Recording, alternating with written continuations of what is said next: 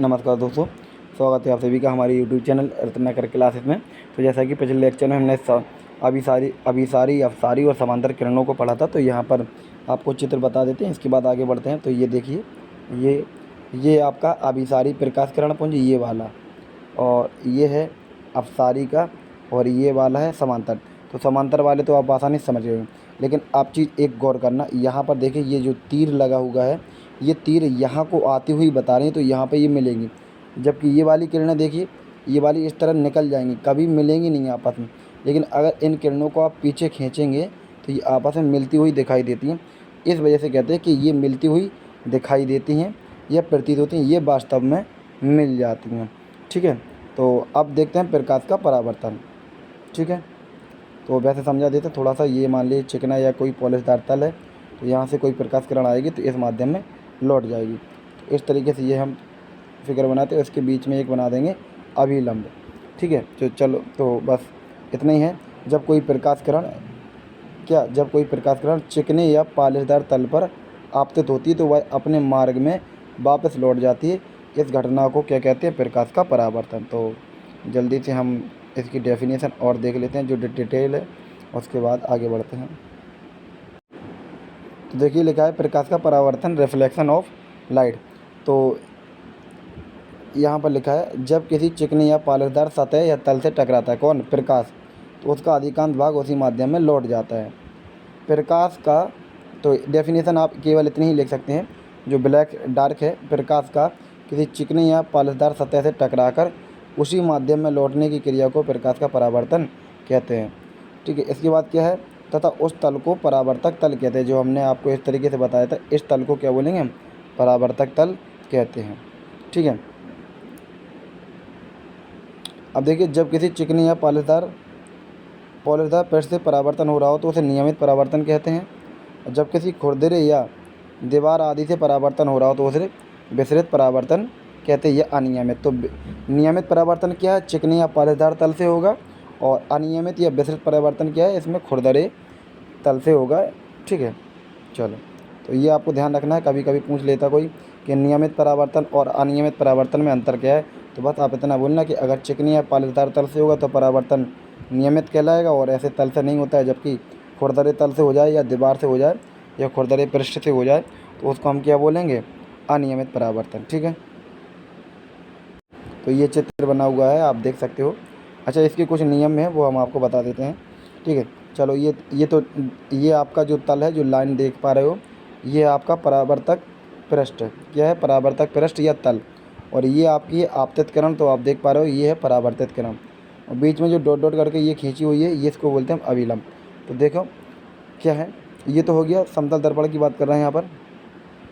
ये जो कोण बनना है, ये वाला कोण, ये कहलाएगा आपतन कोण। ध्यान रखना, अविलंब और आपतित किरण के बीच का कोण कहलाता है आपतन कोण।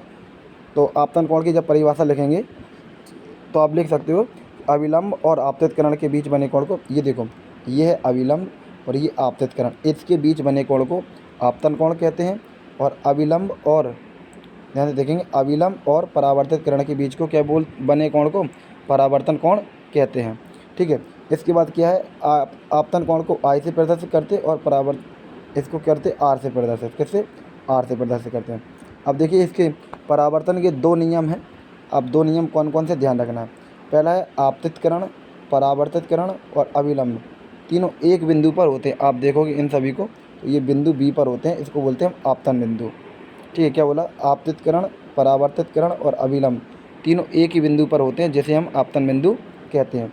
और आपतन कोण का मान और अपवर्तन कोण का मान सदैव बराबर होता है, यानी कि आई और आर बराबर होते हैं हमेशा।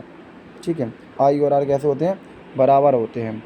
ठीक है, तो ये सब हमने आपको डेफिनेशन बता दी है। अब आगे बढ़ते हैं। तो परावर्तन के दो नियम हैं, अब दो नियम आपको लिखना है कौन कौन से, यहाँ पे हम आपको बता देते हैं। वैसे हमने बता तो वैसे भी दिया है, अब कहाँ लिखे हैं वो आपको दिखा देते हैं। ठीक है, आपतित किरण और परावर्तित किरण और अविलंब तीनों एक तल में होते हैं या एक ही बिंदु पर होते हैं, जिसे आपतन बिंदु कहते हैं। और आपतन कोण का मान और परावर्तन कोण का मान सदैव बराबर होता है। ठीक है, तो ये दो नियम हैं आपके। हालांकि यहाँ पर ये पॉइंट लिखे हुए हैं, आपतित किरण है, परावर्तित किरण आपतन बिंदु कहते हैं, अविलंब। ठीक है, आपको हम डायरेक्ट बता देते हैं आपके नियम कहाँ लिखे हुए। तो यहाँ देखेंगे परावर्तन के नियम लिखे हुए हैं, ठीक है। ये थ्योरी लिखने की आपको ज़रूरत नहीं है, डायरेक्ट परावर्तन के नियम पर आएंगे। हमने आपको बता दिया आपतन कोण क्या है।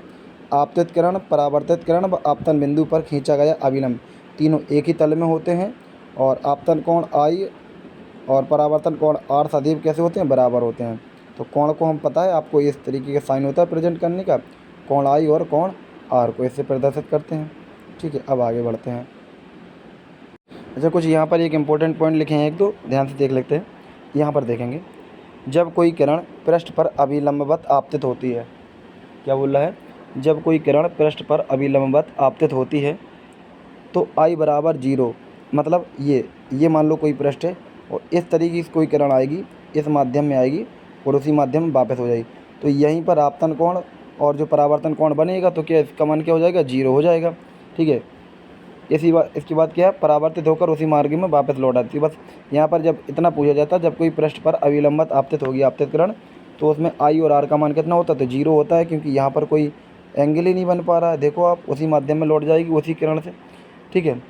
और इसके बाद एक पॉइंट और है, परावर्तित किरण उसी माध्यम से होकर वापस लौट जाती है, तो इसकी चाल व तरंगदैर्घ्य नहीं बदलती, चाल व तरंगदैर्घ्य नहीं बदलती। तो ये आपको ध्यान रखना है, ना चाल बदलेगी ना ही तरंगदैर्घ्य बदलेगी, ठीक है। अब बात करते हैं हम समतल दर्पण की। तो समतल दर्पण से कुछ इंपॉर्टेंट पॉइंट है, डायरेक्ट उनको डिस्कस करते हैं। ये तो इसके बारे में बताया गया क्या है क्या नहीं है, ठीक है। तो अब आपको समतल दर्पण से संबंधित कुछ पॉइंट याद रखने हैं। तो यहाँ तीसरा पॉइंट है, लेकिन आपको पहला पॉइंट लिखना है। क्या, समतल दर्पण द्वारा वस्तु का प्रतिबिंब सदैव आभासी सीधा तथा दर्पण के लंबवत ठीक पीछे उतनी ही दूरी पर बनता है जितनी दूरी पर वस्तु दर्पण के सामने रखी हुई है। मतलब समझे क्या है, ये मान लीजिए आपका समतल दर्पण है, आपको वहाँ वैसा बना था। अब मान लीजिए समतल दर्पण, ये कोई वस्तु ए यहाँ पर रखी हुई है, ये कितनी दूर रखी हुई है, यहाँ से, मतलब यहाँ से 5 सेंटीमीटर दूर रखी हुई है, तो प्रतिबिंब भी 5 सेंटीमीटर दूर ही बनेगा। अब यहाँ से क्वेश्चन पूछा जाता है कि अगर ये पूछ ले, यदि कोई वस्तु मतलब समतल दर्पण से 5 सेंटीमीटर कोई वस्तु दूर रखी है, तो उसका प्रतिबिंब कितनी दूर, दर्पण से कितनी दूर बनेगा, तो 5 सेंटीमीटर, और वस्तु से कितनी दूरी पर बनेगा, तो 10 सेंटीमीटर। 5 ये वाला, 5 ये वाला।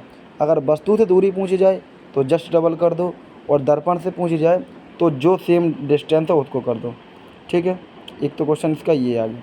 इसके बाद आप थोड़ा सा और समझें, यहाँ पर लिखा है, यदि हम वस्तु को दर्पण से, अच्छा इसको थोड़ा सा और जूम कर लेते हैं, तो देखिए यहाँ पर और लिखा है, यदि हम वस्तु को दर्पण से दूर हटाएं, यानी कि ये मान लीजिए ये वस्तु है यहाँ रखी है, दर्पण से पीछे कर दें, तो प्रतिबिंब भी कितना, उतनी दूरी पर बढ़ जाए, क्योंकि यहाँ दूरी जो भी थी इस तरफ ले जाओगे तो दूरी इस साइड भी, इस साइड दूरी बढ़ जाएगी तो इस साइड भी दूरी बढ़ जाएगी, और यहाँ लेके आओगे दर्पण के पास तो प्रतिबिंब भी दर्पण के पास ही बनेगा। बस ये आपको ध्यान रखना है। मतलब क्या है, इसको फिर से समझो। अगर मान लीजिए ये आपका समतल दर्पण है, पहले आप थे 5 सेंटीमीटर दूर, प्रतिबिंब आपका बनना था 5 सेंटीमीटर दूर, लेकिन अगर आप 2 सेंटीमीटर और यहाँ आ गए तो टोटल डिस्टेंस कितनी हो जाएगी, 7 सेंटीमीटर, तो प्रतिबिंब आपका 2 सेंटीमीटर और दूर बनेगा, यानी कि कितना बन जाएगा, यहाँ पर कितना बन जाएगा, 7 सेंटीमीटर दूर। अगर यहीं पर आप ये ना करके आप 2 सेंटीमीटर आगे आ जाते, तो अगर 2 सेंटीमीटर आगे आए तो यहाँ डिस्टेंस कितनी बचती है आपकी, 3। जब यहाँ डिस्टेंस आपकी 3 बचती, तो यहाँ भी जब दर्पण से डिस्टेंस कितनी रह गई, 3, तो प्रतिबिंब भी आपका कितने दूर बनेगा, 3 सेंटीमीटर। तो ये एक बात थी, ठीक है। अब आपको समझ में आ गया होगा। अब दूसरी बात क्या है, यदि हम किसी वेग से दर्पण की ओर या दर्पण से दूर दौड़ें, सुनना ध्यान से, यदि हम किसी वेग से दर्पण की ओर, यानी कि आपका ये दर्पण, या तो दर्पण की ओर यहाँ दौड़ो या दर्पण के विपरीत ओर दौड़ो, ठीक है। दर्पण से दूर दौड़ें, यानी कि दर्पण की तरफ या दर्पण के विपरीत दौड़े, तो हमें अपना स्वयं का प्रतिबिंब दोगुने वेग से अपनी ओर आता या दूर जाता हुआ दिखाई देगा। कुल मिला के क्वेश्चन ये कह रहा है कि अगर आप दर्पण के सामने 2 मीटर प्रति सेकंड से दौड़ लगा रहे हो, 2 मीटर प्रति सेकंड से दौड़ लगा दर्पण, तो आप जो दर्पण में देख रहे होंगे स्पीड वो कितनी हो जाएगी, जस्ट डबल हो जाएगी। बस ये आपको ध्यान रखना है। अगर अपोजिट भी जाओगे तब भी आपकी जस्ट डबल स्पीड आएगी, ठीक है। बस आप देखेंगे नहीं, कोई और देखेगा। तो अगर आप 5 मीटर पर सेकंड की स्पीड से दौड़ लगा रहे हो वेग से, तो क्या हो जाएगा, तो उसमें 10 मीटर प्रति सेकंड वेग आएगा आपका, ठीक है। अब देखते हैं नेक्स्ट पॉइंट। यहाँ पर लिखा है समतल दर्पण द्वारा बने प्रतिबिंब का आकार वस्तु के आकार के बराबर होता है। ये समतल दर्पण है, यहाँ पर एक वस्तु रखी है जिसकी लंबाई कितनी है 2 मीटर, तो प्रतिबिंब भी यहाँ बनेगा आपका 2 मीटर का, लगभग जस्ट लंबाई। ये 3 कर दी जाए, ये 3 हो जाएंगे, ये 4 कर दी जाए, ये 4, मतलब सेम हाइट का क्या बनेगा, प्रतिबिंब बनेगा। अब 2-3 पॉइंट और बचे हैं, उसको देख लेते हैं जल्दी से। समतल दर्पण से सदैव आभासी प्रतिबिंब बनता है, ये बात ध्यान रखना है। ये व्यक्ति का पूर्ण प्रतिबिंब देखने के लिए समतल दर्पण की न्यूनतम लंबाई की व्यक्ति की ऊंचाई की आधी होनी चाहिए। मतलब इस बात का क्या है, ये समतल दर्पण है आपका, कोई यहाँ पर क्या रखा है, कोई एक वस्तु रखी है 5 मीटर का। अगर वस्तु अपना पूर्ण प्रतिबिंब इस दर्पण में देखना चाहिए तो दर्पण की लंबाई कितनी होना चाहिए, 2.5 मीटर। अगर ये 10 कर देंगे तो ये 5 मीटर चाहिए। ये पॉइंट यही कह रहा है कि यदि किसी वस्तु को दर्पण समतल दर्पण अपना पूर्ण प्रतिबिंब देखना है तो उसे कितनी लंबाई का क्या चाहिए, समतल दर्पण चाहिए, तो उसकी आधी हाइट चाहिए। ठीक है। और देख एक पॉइंट, समतल दर्पण की फोकस दूरी अनंत होती है। समतल दर्पण की फोकस दूरी अनंत होती है और जो आवर्धन क्षमता होती है वो 1 होती है, ध्यान रखना। और जो त्रिज्या होती है वो भी अनंत होती है।